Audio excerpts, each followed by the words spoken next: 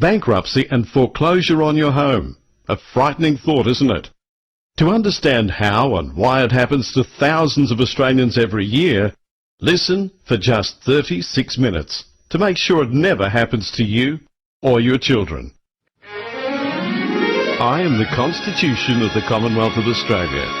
I am the most important document in this land. Without me, all other contracts and agreements are worthless bits of paper. Even your money and the deeds to your home are worthless without my protection. Yes, the very fabric of your free Australian society is vitally dependent upon me. Perhaps you've never heard of me, or if you have, the chances are you know little about me. Why? Because there are those living among you who are deadly afraid of me.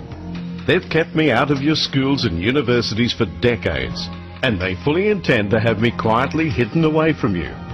Why? Because I am the rule of law, the moral law, and not the rule of men. Listen to my story. Although I was born in July 1900, my original ancestor was carved in stone on Mount Sinai 3,500 years ago. Those 10 commandments have remained unchanged throughout the centuries, and not one word will ever be changed. Jesus brought those 10 rules together perfectly in 2 simple commandments in the New Testament. If you love the Lord your God and love your neighbour as yourself, then you break no laws. That is the true meaning of those words. You are not under the law unless you break the law. If you do not break the rules of the road, you're not subject to them. Break them, and you are subject to them and will pay the legal penalty. Those 10 commandments are not oppressive. They are the foundation for maximum freedom and rights for individuals in any nation at any time in history. 8 centuries ago, another great ancestor of mine was born, Magna Carta, one of the most magnificent documents ever written by man. The people of England, the barons and the church leaders, had had enough of King John behaving like a dictator, so they made him sign the Magna Carta in 1215. It guarantees so many freedoms, rights and responsibilities that you take for granted today, but you have been kept from knowing about. The Magna Carta is common law and is part of me today. It declares, "No free man shall be taken, indeed imprisoned, either dispossessed or outlawed or exiled, or in any manner destroyed, except by means of the legal judgment of his own equals, indeed the law of the land." Common law. His own equals, plural, is a jury of 12 people. A single judge is not an equal and can never be because no individual is unbiased. After King John was put in his rightful place, the Habeas Corpus Act was established in 1640 and secured in 1679. It states clearly that no one can be jailed without a proper jury trial. A suspected criminal may be reasonably detained until a jury trial occurs, but a jail sentence cannot be legally ordered because on July 5, 1641, Habeas Corpus also abolished the Star Chamber, where a single judge made orders. It was also known as the Star Chamber of Satan and was despised by parliaments and the Church. It was outlawed for 400 years because of its anti-Christian procedures, but in 1975 it was re-established in Australia disguised as the Family Court. More of that shortly. The Bill of Rights was written into law in 1688 with additional protections. It is part of me today. It is common law. In 1899, I was adopted by the Australian people in a referendum, and I became your most important deed in 1900. I became well known in your homes, and you knew that my rules apply to everyone, no exceptions. I was taught in your schools and universities up to 1975. I am drawn from the very best of the tried and tested wisdom of the centuries for the rule of law for any nation, not the rule of greedy men who have no allegiance to anyone but themselves. I am written in simple English in numbered sections dealing with various areas of your life and your culture. Read me. I am straightforward and easy to understand. You can download me from this CD into your own computer and print copies for your computerless friends to read and get to know. Since 1900, there have been amazing changes in technology, and whether you drive a horse and buggy or the latest supercar, human nature does not change. Those wise men who hammered out my words over the centuries knew this, and they allowed for it. Yes, I can be changed, but only by a majority of you, my people, in a majority of states, in a referendum. And this includes the so-called laws of local councils. They call them ordinances. Yet they continue to illegally create new laws and bylaws without your knowledge or consent. That includes any laws that tamper with your food, your water supply, or even daylight saving. In September 1988, they tried to sneak a new law through which would give local councils the power to make new laws as they pleased. This was rejected by you, my people, in that referendum. Any council laws that conflict with common law are illegal.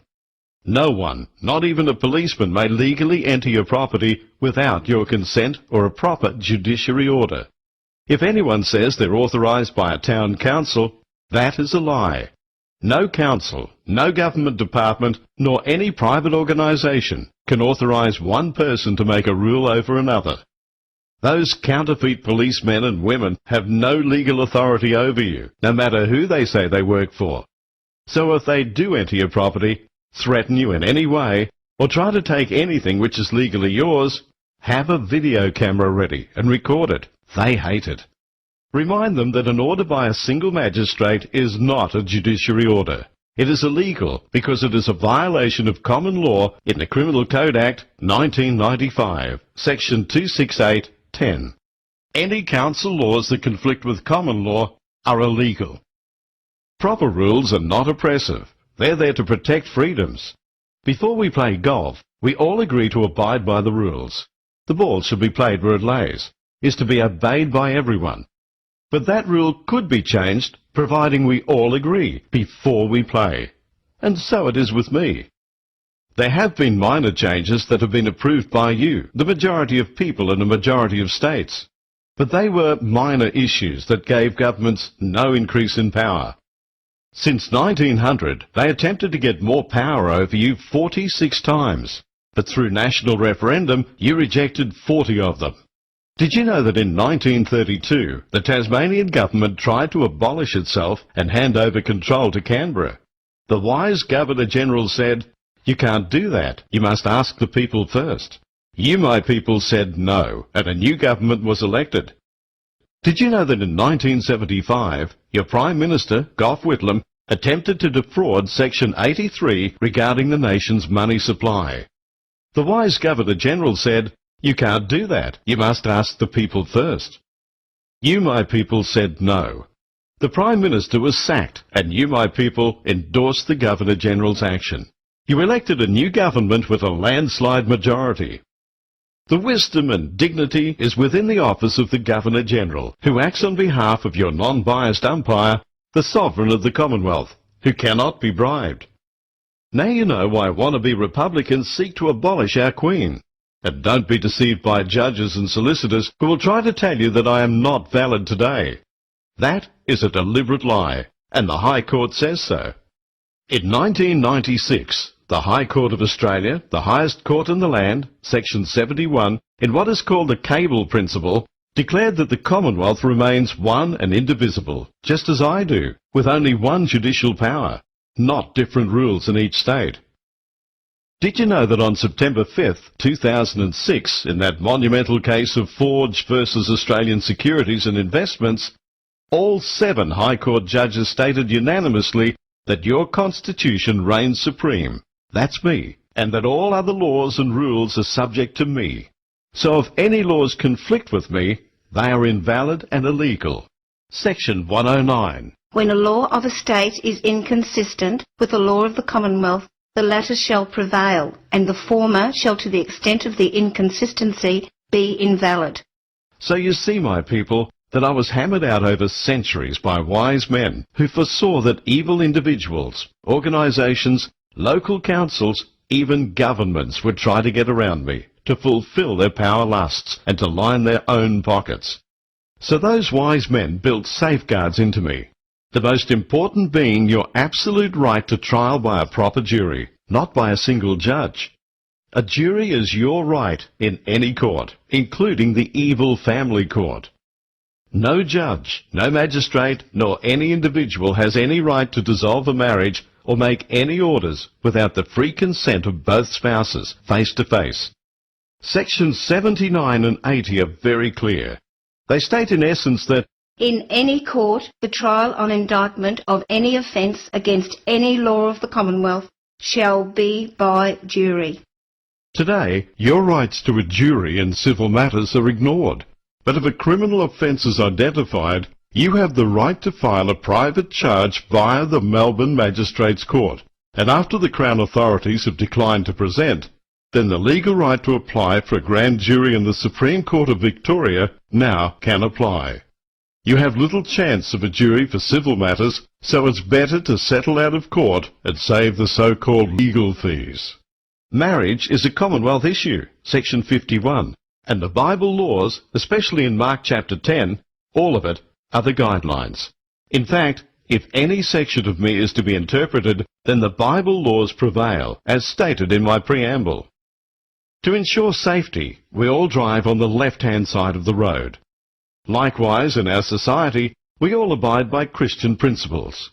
When you're asked to swear on the Bible, not on any other document, it means that you and the judge and everyone in the courtroom accepts that the Bible laws are supreme, even above me, because my rules are derived from the laws in the Bible.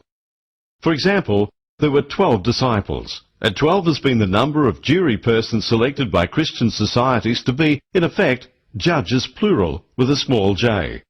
That is the word in my section 79, which has court in a lowercase c and judges plural with a lowercase j.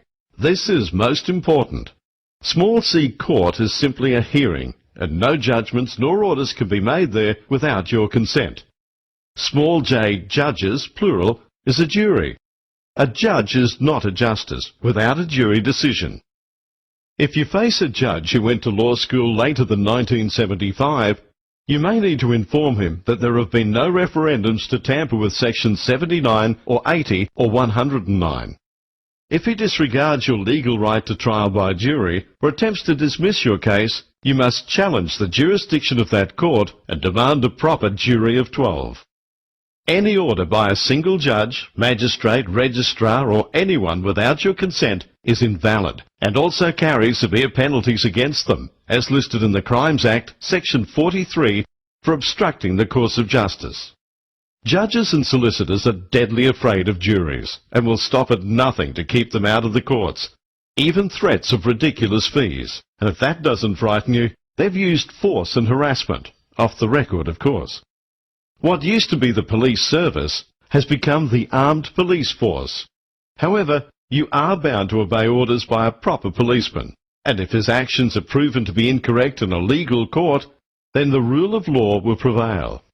There are many good police officers who have taken the oath of allegiance. It's at the end of the Constitution on this CD, and they do act morally and responsibly, but they fear the sack and their super if they don't conform and obey orders, legal or otherwise. Nevertheless, one of the results of the Nuremberg trials is now adopted worldwide. It states that even if you're obeying orders to commit a crime, you are personally guilty of that crime.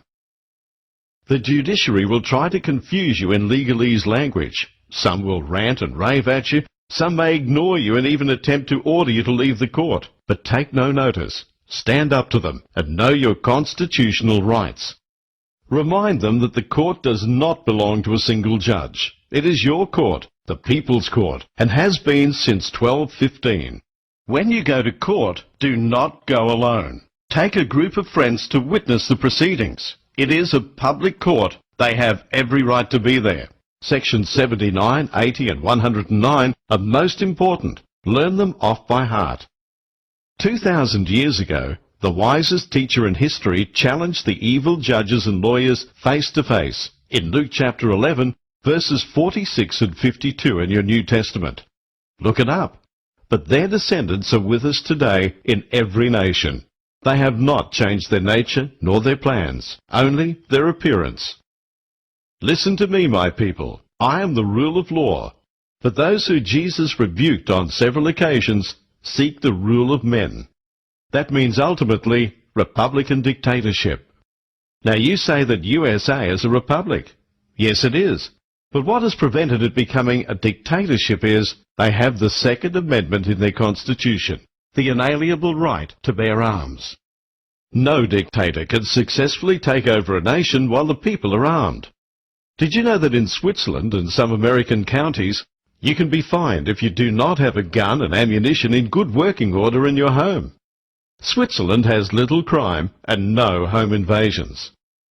In Australia, there are people promoting the idea of Australia to become a republic, but few, if any, have a clue what kind of republic they want. But they do have one thing in common. Their number one objective is to eliminate me, your constitution. Why? Because that is exactly what has been done by every dictator in history. Step 1. Disarm the population.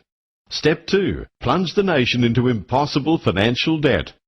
Step 3. A republic. Step 4. A dictatorship, worse than any that has ever occurred in history. In 1990, Kim Beazley was asked a question in Parliament from Senator Button.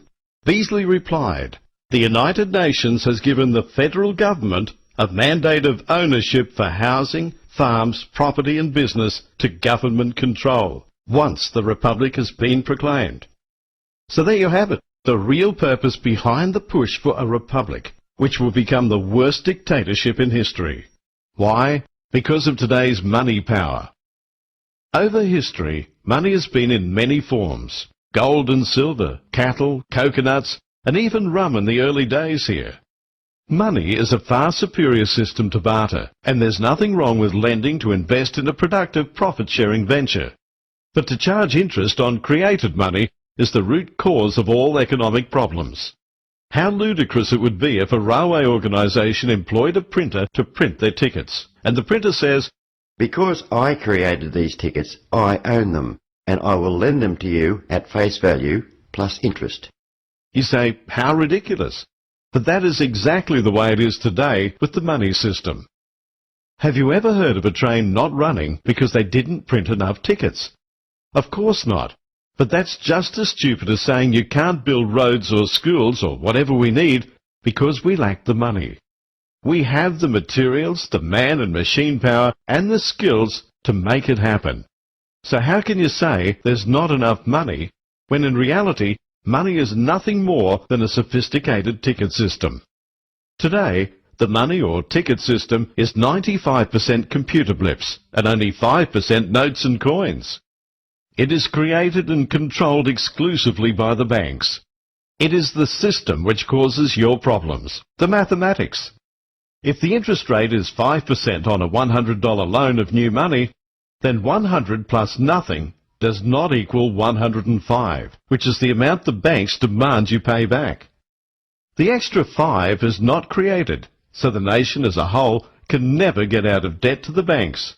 It must keep borrowing more to continue. Mayor Amschel Rothschild was from a family of goldsmith moneylenders and said, "Give me control of a nation's money supply, and I care not who makes its laws." So how did the Rothschilds and others become so wealthy? Around 1690, the English King William needed money for a war with France, so he borrowed £1.2 million, a staggering amount, from the goldsmith moneylenders. Their reward? He granted them a charter for the Bank of England in 1694, which made it legal for them to charge him 8% interest. This was the beginning of the modern privately owned banking system.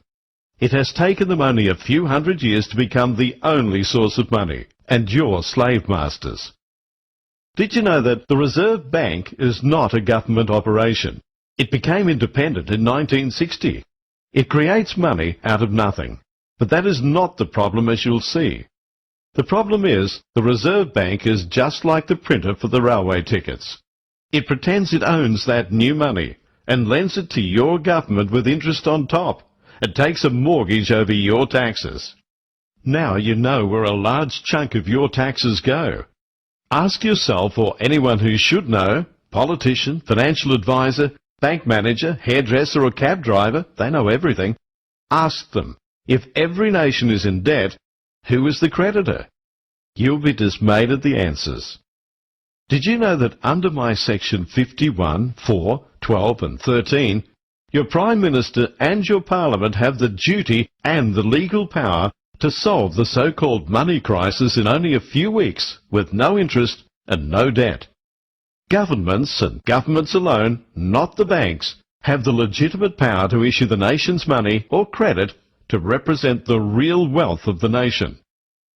The Nullarbor Railway was built under the rules of Section 51. No interest, no debt. You may ask, if it's as simple as that, why isn't it being done now by either side of politics? Why? Because many rich people and the judiciary benefit from the existing system. They don't want it changed. Did you know that cost orders in today's courts are the greatest fraud ever perpetrated upon you, my unsuspecting people? It's a huge extortion racket.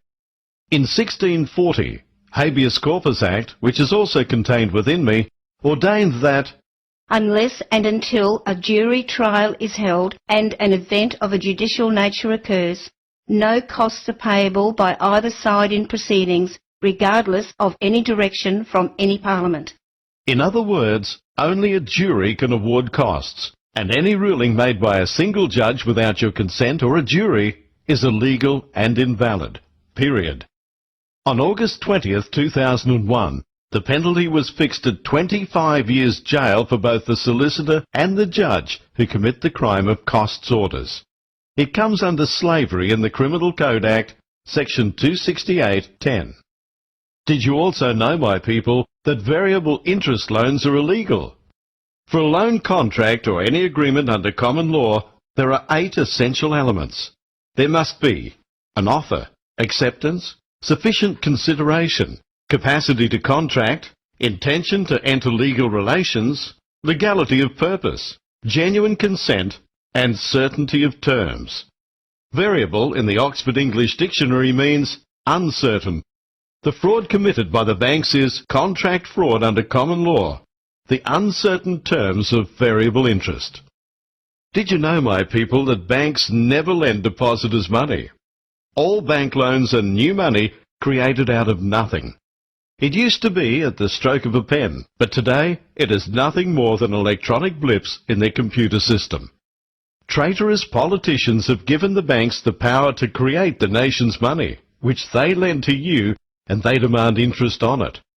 That interest can never be repaid, because it does not exist. The only way you can pay that interest is to get money off someone else who also got it from someone else, but it can ultimately be traced back to a bank loan, which is the only source of money today. Judges and lawyers deny your right to trial by jury, and that is how they prevent the evidence of fraud. They protect the banks who dispossess tens of thousands of families of their homes and property every year, and they are directly responsible for many suicides. It is modern-day slavery. Slavery has long been a sad part of man's history, yet in 1807 it was abolished through the dedicated efforts of one man, William Wilberforce. He had no internet, no CDs, no phones, none of the powerful means of communication you have today. He won the victory in the courts and in the Parliament using the very same laws and rights you still have, and he won the battle against formidable and powerful enemies. How did he do it? As a genuine Christian, he had little interest in sanctimonious gatherings in pews of indifference behind closed doors. Like a true evangelist, he took the message out to the people, and he knew that a jury of 12 who genuinely prayed, "So help me God," is the most powerful weapon against tyranny, fraud and corruption that you have. This is practical Christianity in action. Slavery has been around a long time. It was abolished by the power of God, not by a flash of lightning miracle, but through informed jurors. But did you know that juries also have the power to overrule and abolish bad laws? Yes, and that includes most of the rules found in an insidious document used by lawyers and judges today. It's called the Uniform Civil Procedures Rules. It is an illegal act passed by traitorous politicians without a referendum and ignored by apathetic churchmen. Most of it would be thrown out immediately if exposed to an informed jury. It was dreamed up by solicitors and judges for their own financial gain. They ignore me completely. and most of their 600 or so rules are in direct conflict with both my Section 109 and Section 15A of the Acts Interpretation Act, and yet they are continually changing their rules. That evil document is based on the lie that a single judge can make orders without your consent or without a jury, just like Big Bad John, King John. Section 109. When a law of a state is inconsistent with the law of the Commonwealth, the latter shall prevail, and the former shall, to the extent of the inconsistency, be invalid. Remember sections 79 and 80 regarding single judges and juries? Now do you understand why they're so afraid of me, and especially juries? Your slavery today is not with whips and chains. It is much more subtle. It has crept up on you, especially over the last 50 years. You say, slavery? What slavery? Then why are you going to pay over $1 million for your $300,000 home? Who gets the extra $700,000? Why do you pay up to half your income in taxes? If you don't pay, they'll fine you or jail you. And you say you're not a slave? Please don't say that all your taxes are used to run the country. A major chunk of your tax tribute is to pay the interest on government debts to the bank. Did you know that in 1920, taxation was only 2.5%? You are slaves today to public debt, inflation, bankruptcies which can result in suicides, and foreclosures on your homes and small businesses. How would you like to buy your $300,000 home under a proper money system? The $300,000 is made up of raw materials and human effort, nothing else. Under a proper system, your home loan is really credit granted to you for your future work and production. That is, your ability to repay. Regardless of who prints the money, tickets or electronic blips on a computer, be it government or even a bank operating legally, your new home represents an increase in the national wealth, namely one house. But there is one extra human effort to include. That is the bookkeeping for that new money. Suppose you make 300 payments, so someone has to do 300 bits of work. Allow them $50 per payment. That's a total of $300 by $50, or $15,000. So the total cost of your home should not be $1 more than $315,000. And that is the amount to be created. And you agree to repay it at $1,050 per month for 300 months, or 25 years. Listen carefully. Under that proper system, there would be zero inflation. But under the current interest system, you must repay over $1 million. That, my people, is the source of all inflation, and that is your slavery. You can defeat this modern slavery by firstly reclaiming the courts. They belong to you, my people. Read my chapter 3 for the administration of justice. Don't be deceived by judges and solicitors who will try and tell you that I am not valid today. The High Court says they're lying. When you play your part to make sure this CD is widely distributed, there will be vicious reaction when you start taking banks and solicitors to court in thousands of actions for their fraud. That is, variable interest and costs orders. You can go back 6 years. Now they'll argue that if every trial is going to be by a jury, then the courts would be jammed. Not so. Did you know that when a jury trial is actually granted these days, over 90% of cases are settled out of court before the jury trial? It is solicitors who encourage the ongoing court actions. They grow fat off their incestuous system. Now you know why they desperately protect each other against anyone exposing their crimes and fraud. It's been well known that for many years there's been much abuse of the law by judges and solicitors in the Federal Magistrates Court, and it was starting to be exposed. No wonder they were anxious to abolish that court on the 5th of April 2009. Their story was that it was uneconomic. Yeah, right.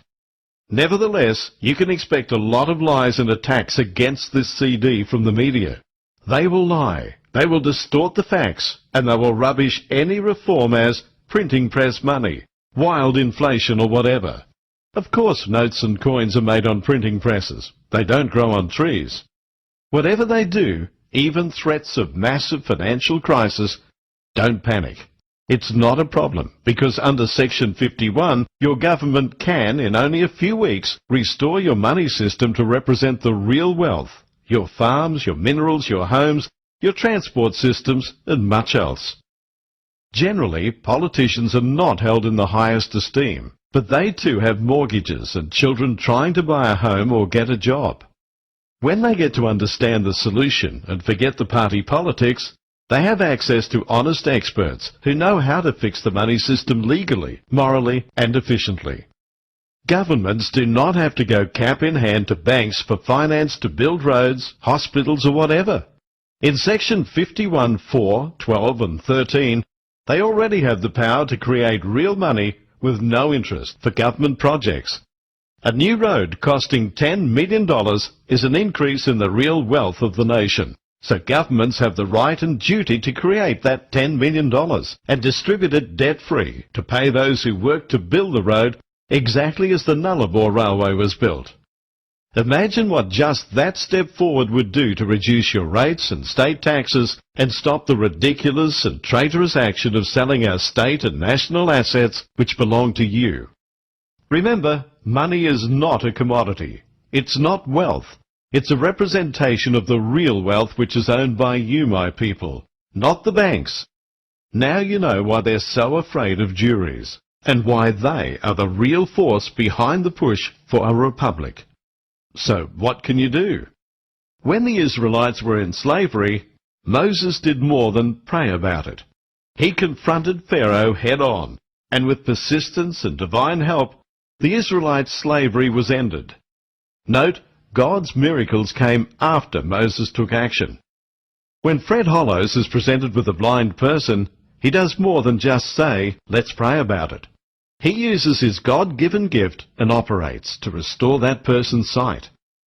William Wilberforce did more than just give lectures on the evils of slavery in England. He, an honourable churchman, confronted the slave masters in the courts with juries. Proper courts with juries are the best defence of your freedom and rights. Not long ago, attempts were made to destroy your Australian flag, but the flag cried out to you. All across this great nation, more than 1 million people heard and still listen to the voice of the Australian flag, via radio, TV, the internet, cassette and CD. Many heard for the first time what the design of their flag is really all about and what it stands for. Your flag, drenched with the blood of those who gave their lives for you and the freedom you have today. Many listeners wept at the thought of this wonderful part of our heritage being destroyed. It would be like abolishing Anzac. My people, you listened, you rallied. You would not let your flag be torn down or discarded. And today it is more loved and held in greater esteem and awareness than ever before. The voice of the Australian Flag CD was copied and distributed by tens of thousands of caring people, and they squashed much of the anti-flag movement. William Wilberforce defeated the slave masters in 1807. They can be defeated today, but they will not be defeated by academic lectures in meetings, and certainly not by revolution and violence. They will be defeated in the courts with informed juries. At this very moment, as you listen to me, hundreds of people are making 10 copies each of this CD to give out freely. Give a copy of this CD personally to your local Member of Parliament, as well as the pastor and elders in whatever you call your church. They probably have a mortgage too. Do not post it. They probably won't even see it. Find a way to put it personally into their hands. And letterbox this CD in your street and theirs. Politicians will act only when they think they have voters supporting them. Remind your pastor and church elders, as William Wilberforce did, that they should not be hiding in their sanctimonious closet, desperately searching for any scripture to justify their non-involvement. Some of them probably live off interest too. They become so heavenly bound that they become no earthly good. The commandment, love thy neighbour, surely includes the responsibility of helping an oppressed neighbour. That's you. And in the public courts if need be, especially in the family court where the legal vultures feast on the carcasses of troubled marriages. Marriage vows are treated as a joke, and the last thing they want is marriage reconciliation. Why? solicitors' fees. But if church elders did their job properly, there would be no need for Christians to go to court. Read 1 Corinthians chapter 6. They may help prevent just one of the 7 suicides each week which can be directly related to the family court actions. When you go to court, do not go alone. Take a group of friends to witness the proceedings. It is a public court. They have every right to be there. Preachers should know me and preach about me regularly. Why? Because I am your day-to-day practical application of Bible laws on how we should live. All church leaders, regardless of denomination, are registered tax-exempt ministers, licensed by the government. They are bound by law and Almighty God to expose corruption in government and to reveal to their congregations any and every breach of your constitution. So ask your church leaders, whatever their title, why they've failed to inform the congregation of how, when, and especially why Julia Gillard, John Howard, Kim Beasley, and a host of others, including judges, have been charged with treason and are awaiting indictment by grand jury. You'll probably be told, we don't get involved in politics, or some such excuse, so remind them that this has nothing to do with politics. Church leaders are responsible to reveal any criminal offence, since they are a minister who has taken the oath of allegiance. They are responsible for the knowledge in Hosea chapter 4, and by concealing a criminal offence, they're committing a criminal offence. So ask your pastor to do a sermon on the Constitution and how the churches intend to have the illegal Uniform Civil Procedure laws abolished. The High Court declared they are illegal in 1996. Where does your church leader stand on this most important issue of moral law? I was given as a free gift to you, my children, by a wise and patient ancestry. Now it is your turn to make copies of this CD as your gift to everyone you can, in your area, in shopping centres, everywhere. Because somewhere today, there is another William Wilberforce just waiting for you to give them a copy of this CD. Through me, your wise early fathers extended practical Christianity to everyone, rich and poor. Without me, you will surely become slaves to some kind of Republican dictatorship under the international bankers. It will be worse than communist China or Russia was. No private property, no rights, no juries. Both the bankers and the judiciary want to become a republic more than anyone else. The judiciary wallow in their power. They fear and hate the rule of law, and they protect the banks who grow rich off you.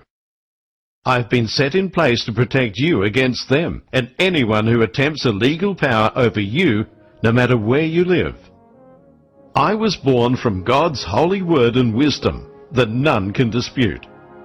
I am 135 wisely written instructions for the protection of your freedoms and rights. Know me well and teach your children. Cast me aside and they will never forgive you. I can guide you, advise you, and protect you if you let me. But there is one thing I cannot do for you. I cannot multiply myself. For that, I need you, lest you forget.